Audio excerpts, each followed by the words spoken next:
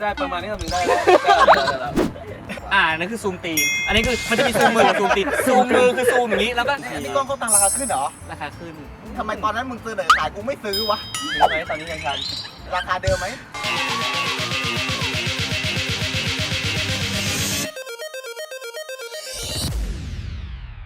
On the balcony,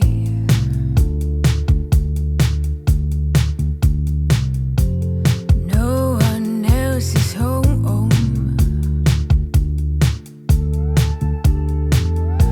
I swear I drank a half bottle in less than a half hour. I swear I didn't mean. และตอนนี้นะครับอยู่กับกระหายเหล้า outdoor ครับผมก็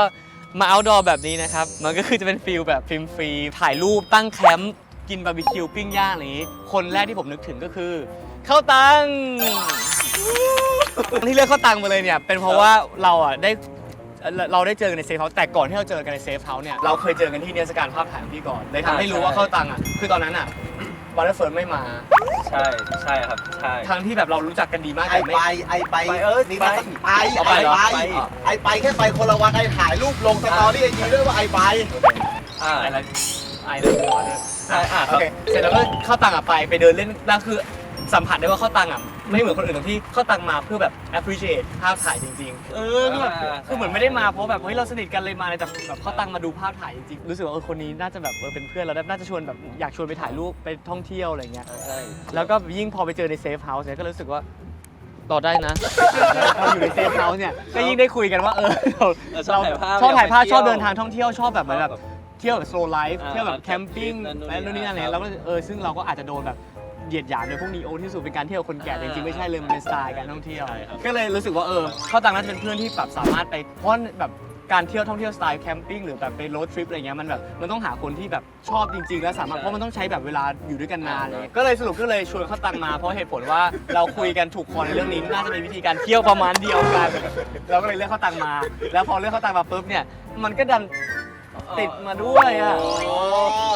ไอให้โอกาสอยู่ในการเอ็กซ์เพรสตัวเองว่าตัวเองเกี่ยวข้องกับการถ่ายรูปฟิล์มและแคมปิ้งยังไงบ้าง มีแอปฟิล์มในกล้องมือถือ ตัดแม่น้ำทั้ง5ออกไปเอาเนื้อเรื่องเลย เคยไปถ่ายรูปกับเพื่อน มีแอปฟิล์มในกล้องมือถือ ใช่ แล้วใครถ่าย มึงซื้อฟิล์มมาให้มาถ่าย แต่โอเคยังเป็นคนซื้อใช่ไหม ซื้อ ถือว่าโอเค แต่มัน แล้ว มีแอปฟิล์มในกล้องมือถือแบบ39 บาทอะไรอย่างเงี้ย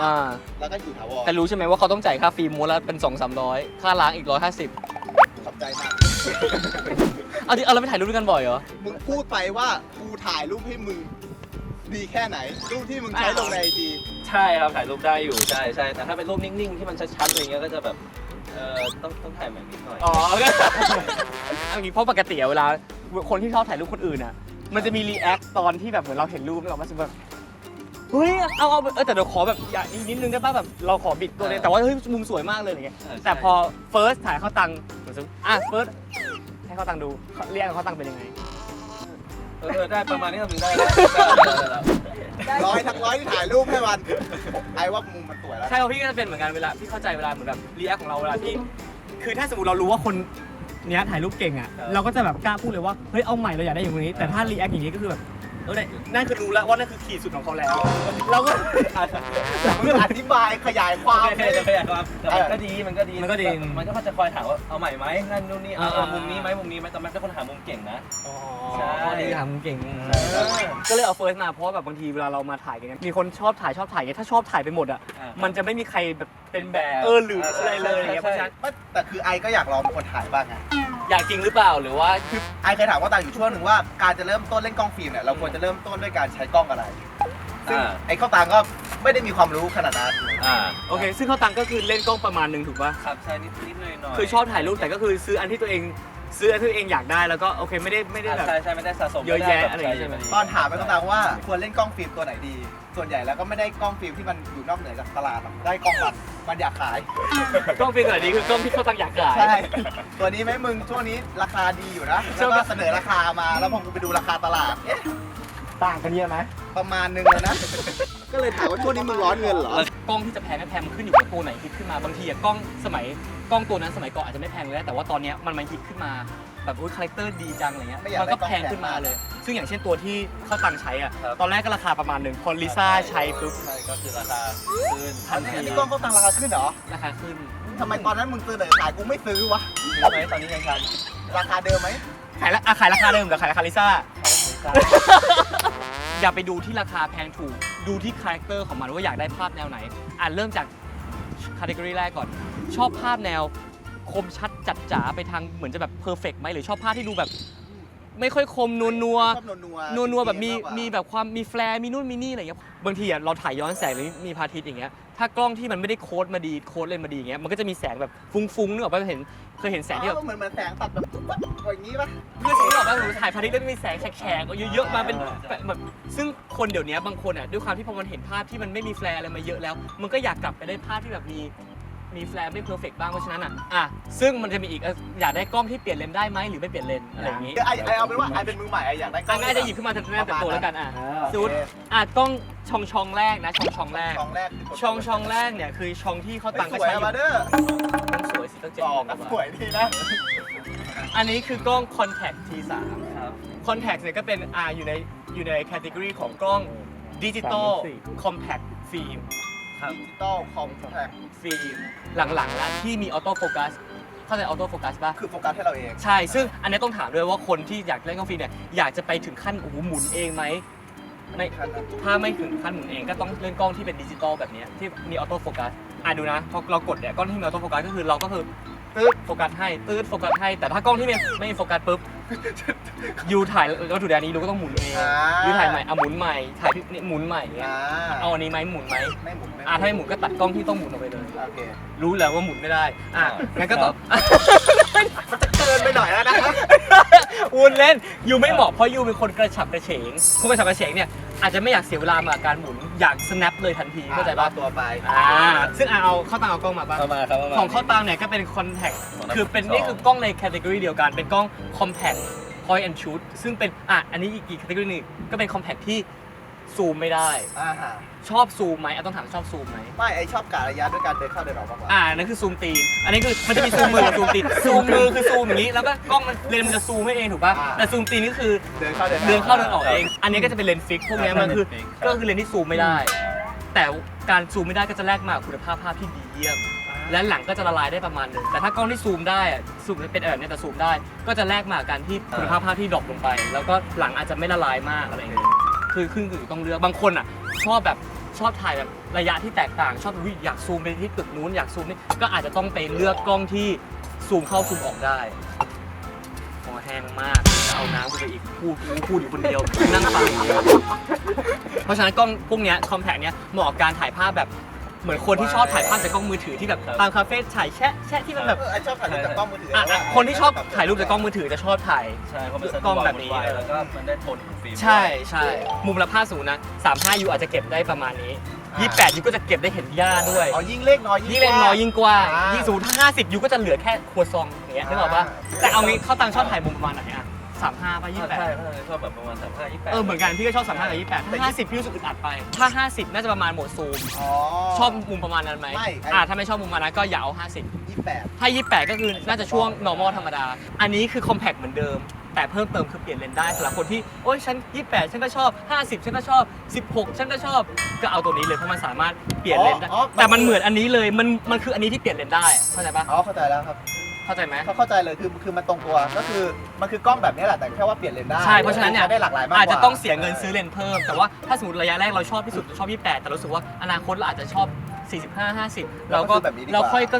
เราซื้อแบบนี้ดีกว่า มันจะใช้งานได้หลากหลายกว่า เพราะว่ามันสามารถเปลี่ยนช่วงเลนส์ได้ สมมติไปเจอไปทะเล เอากว้างมาถ่ายดีกว่า เฮ้ย มาถ่ายคนอยากแบบไปทะเลแต่อยากถ่ายให้คนเด่นอย่างเดียวก็เปลี่ยนเลนส์เอาเลนส์พอร์เทรตมาใส่ แต่ใดๆก็คือ 2 ตัวนี้อาจจะยังไม่ตรงโจทย์ Brother First เพราะว่าคุณภาพภาพของ 2 ตัวนี้เนื่องจากเป็นกล้องราคาค่อนข้างสูงกล้องดี เพราะฉะนั้นภาพจะออกแนวเพอร์เฟกต์คล้ายๆดิจิตอลแต่ว่ามันจะมีเกรนแบบฟิล์ม สิ่งที่ยูอยากได้คือความแบบเฮ้ยดูเป็นฟิล์มดูแบบไม่ค่อยชัดดูนัวมัวๆเพราะฉะนั้นยูก็ต้องลงไปเล่นกล้องที่ราคาถูกลงมาอาจจะเป็นกล้องใช้แล้วทิ้งครับด้วยความที่อันเนี้ยมันแบบใช้เลนส์คุณภาพอะไรไม่ได้ดีมากขนาดนั้นอ่ะเพราะฉะนั้นมันจะมีความแบบ สีมันจะนัวมัวอะไรอย่างเงี้ยซึ่งบางทีมันกลับเป็นอารมณ์ของภาพไง คือจริงๆทั้งนี้ทั้งนั้นมันขึ้นอยู่กับความชอบของแต่ละคน ก็คือใช้แล้วก็ต้องทิ้งเลยนะคาแรคเตอร์ของกล้องฟิล์มทุกอย่างมันขึ้นอยู่กับ1คือสีสันจากฟิล์มและ2คือความคมชัดจากเลนส์กล้องเราต้องการอะไรจากมันถ้าเราต้องการแค่รูปถ่ายไม่ต้องการบอดี้อะไรมากเราก็ไปซื้อตัว8,900ก็พอฟิล์มแต่ละยี่ห้อก็จะมีคาแรคเตอร์ที่แตกต่างกันหรือว่าสีโทนสีไม่เหมือนกันซึ่งเอางี้เขาบอกว่าถ้าง่ายสุดเลยนะหมายถึงว่าดูง่ายๆแบบเหมือนแบบเบสิกไว้ก่อนเลยอะดูจากกล่องยี่ห้อก็ได้ตัวยี่ห้อฟูจิเนี้ยกล่องเป็นสีเขียวสีมันจะส่วนใหญ่นะมักจะออกอมเขียวๆอยู่ไม่ใช่สีอมเขียวว่าโทนอมแบบไข่สีเขียวอะไรเงี้ยก็อย่างยี่ห้อเนี้ยเป็นยี่ห้อโปเกมอนชนิดหนึ่งที่โปเกมอนน้ำเป็ดยี่ห้ออะไรโคแดกโกดักเนี่ยก็จะออกโทนออกเหลืองๆอุ่นๆหน่อยเพราะฉะนั้นเนี่ยยูก็ต้องเลือกว่ายูชอบสีโทนอมอะไรยูชอบอมอะไร เหลืองอมส้มคือมันเป็นตัวทดสอบเหมือนกันนะว่าเราจริงๆเราชอบกล้องฟิล์มก่อนที่จะไปลงซื้อกล้องฟิล์มตัวแพงเอางี้งั้นสรุปที่ไอพูดมาทั้งหมด ครับ โจทย์ของยูคือชอบคมๆหรือนัวชอบเลนส์ซูมหรือไม่ซูมไม่ซูมเน้นต้องหล่อมากไหมหรืออะไรก็ได้มึงเอานี่ไป จบส่วนเขาตังเขาจะใช้กล้องคู่ใจของเขาเป็นกล้อง compact point and shoot ที่เป็นกล้องฟิล์มแล้วก็โฟกัสส่วนพี่ก็ใช้แบบเขาตังแต่เปลี่ยนเลนส์ได้ให้ขอสอนอย่างเลยสมมตินะอันนี้กล้องนี้มันเป็นเลนส์ประมาณ28มิลถูกนะ28มิลก็มุมใกล้ๆระยะกล้อง normal ของมือถือยูเวลายูเล็งอะไรแบบมันอันนี้มันเสียแบบเราไม่มีทางรู้ยูก็เอามือถือขึ้นมาเล็งมุมก่อนแล้วยูค่อยอันนี้ถ่ายก็ได้ยูเข้าใจปะเพราะบางทีอยู่ในมุมนี้มันจะดูค่อนข้างลำบากนิดนึงว่าภาพจริงจะออกมายังไงเพราะฉะนั้นยูเอามือถือขึ้นมาเล็งก่อนว่าออกมาเฟรมประมาณนี้แล้วค่อยเอากล้องก็ได้สมมติยูมุมเห็นป่ะมุมนี้สวยมุมนี้สวยโอเคก็1 2 3โอ้ติดหมดเลยพัดลมก็สวยแล้วเขาตั้งนั่งตรงนี้ได้ไหมข้างๆพวกแอปเปิลได้ครับอยู่ก็เนี่ยนี่ก็ลองหามุมดูไอ้ว่ามุมสวยมุมเดิมถูกกว่ามุมเดิมเหนือก็โอ้โหถ้ามันเป็นกินแอปเปิล1 แมตช์โอ้โหไอ้ตัดนี่มันมะเขือเทศกี่วาผู้ชอบการที่จะด่าเขาในการแก้ก็ยังผิดอะไรอยู่ตรงนั้นใช้มือถือถ่ายนะมันจะเกินไปหน่อยแล้วนะนั่งยองๆไปจ้ะแอดถ่ายอินโอ้ยงงมากรอดไหมกันเด้อ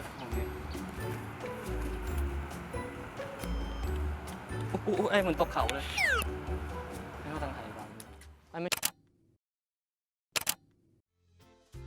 อายุนั่งเป็นนายพญาเลยไป1 2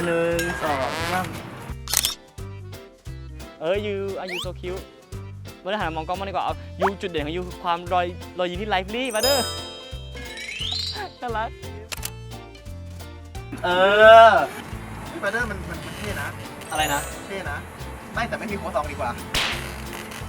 ไม่บาร์เดอร์มันฟิลคัพปิ้งกว่าอัพใส่กินแอปเปิ้ล1 แมตช์โอ้โหเฮ้ยเมื่อกี้ยูนั่งเขาลงนั่งเรากดเราทำท่าจะถ่ายแล้วยูทำอยู่ข้างหลังพวกนี้ไม่ยอมกดถ่ายอยู่นิ่งๆไว้นะท่านี้ดีลูกนี้คิวที่โกงของยูไม่ต้องหมุนอ่ะของยูต้องหมุนเหรอกล้องใช้แล้วทิ้งเนี่ยต้องเขาเรียกว่าขึ้นฟิล์มมันต้องเกลือทิ้งแล้วก็ทำอะไรหน่อยเถอะทำอยู่เนี่ยพูดมาตลอดเลยเริ่มถ่ายรายการโอ้ยทำอะไรแค่หมุนยังไม่ยอมหมุนเลยกูนี่แบกกล้องมาเตรียมแบตเตรียมฟิล์มให้หมุนแค่นี้บนก็ถามเลยแล้วว่ามีกล้องอะไรบ้างบอกไม่ทำอะไรขู่ของขึ้นเลยวะโอเคนั่งตักกันหน่อยรักกันโอเคมาถ่ายรูปเฮ้ยรูปนี้เหมือนรูปที่ I Happy Birthday อยู่เลย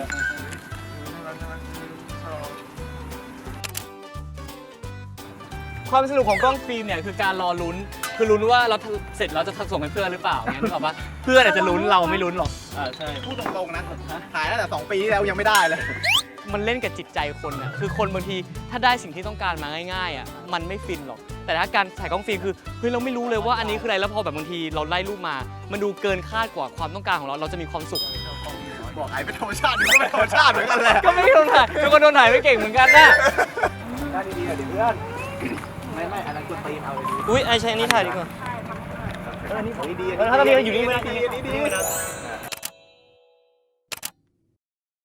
ถ้ามันเหลือ27นี่คือจำนวนที่เหลือหรือจำนวนที่ถ่ายไปแล้วเอาใหม่ฟิล์มม้วนนึงเนี่ยมันจะมีประมาณพูดนานร้อนฟังก่อนมี36รูปไม่ก็27รูปซึ่งมันแล้วแต่การรันไปอย่างของพี่เนี่ยมันจะรันว่า จาก 1 2 3 4 5 จนหมด 36 มันก็จะกอกลับเอง มันน่าจะมี 36 รูป น่าจะมีน่าจะเหลือ 26 รูปโอเค1 2อันนี้เขาทำเป็นถ่ายเฟิร์สทำเป็นถ่ายนะไม่ต้องกดจริงนะเพื่อน ใครรักอยู่ที่สุดเลย เฮ้ยหล่อมึงนี่หล่อมีรอดไหมหัวล้านไหม โอ้โหร้านมึงกดแค่ขนาดนี้มึงจะร้านอะไรอีก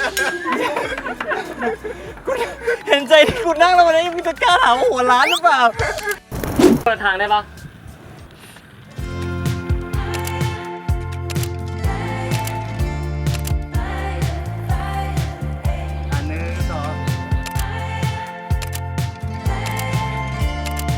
กระบังตัวเอง ซึ่งต้นที่ไอเรื่องให้อยู่ on the balcony.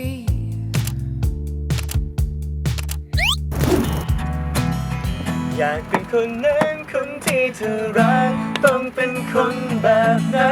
จะมีทางใดที่ทำให้เธอมองที่ฉันบ้างไหมฉันยินดีจะทำฉันจะทำแค่อยากเย็นเท่าไร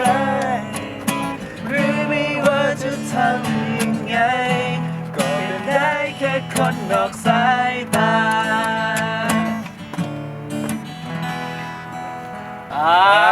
เราพอจะเป็นเพลงออฟไอได้ไหม อันนี้คือเราครับ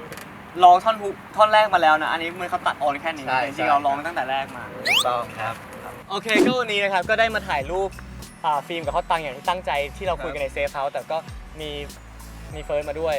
มันเหมือนไม่เต็มใจเลย ไม่ซึ่งขอถามหน่อยที่ อ่ะ มานี้ที่พี่พูดไปเข้าใจบ้างไหม ต้องถามว่าเข้าใจเรื่องอะไรดีกว่า เพราะว่าที่เล่ามาทั้งหมดมันกว้างมาก โอเคถ้าอยากได้รูปเราอยากได้โทนสีแบบนี้เราต้องดูที่ฟิล์มหรือกล้อง ฟิล์ม ถ้าเราอยากถ่ายกลางแจ้งแบบจ้าๆเลยต้องใช้ ต้อง ISO ต่ำ ถ้าเราอยากได้เลนส์ที่มีหลายระยะเราต้องเลือกกล้องตัวไหน ตัวนี้ ถ้าเราอยากแบบอยากได้ภาพแบบไม่ต้องคมกริบมากอยากได้แบบภาพนวลๆหน่อยแบบใช้ง่ายๆ ต้องเป็นไอ้ตัวนี้ โอเค เข้าใจ คิดจะมาทดสอบกันเลย ฟิล์มมุ้นนึงมันจะถ่ายได้ประมาณกี่รูปถึงจะหมด ตัวนี้ได้ 36 รูป ถือว่าเขาใช้ได้นะ ใช่ เป็นคนเรียนรู้ไวก็วันนี้ถือว่ามาแล้วได้ความรู้มากๆ ถือว่าก็นี่เป็นแค่แบบการเล่นกล้องฟิล์มขั้นแบบพื้นฐานจริงๆการเล่นกล้องฟิล์มมันยังมีดีเทลอะไรอีกเยอะแยะมากมายนะที่ต้องเข้าใจ ก็ขอบคุณข้าวตังแล้วก็เฟิร์สอีกทีนะครับที่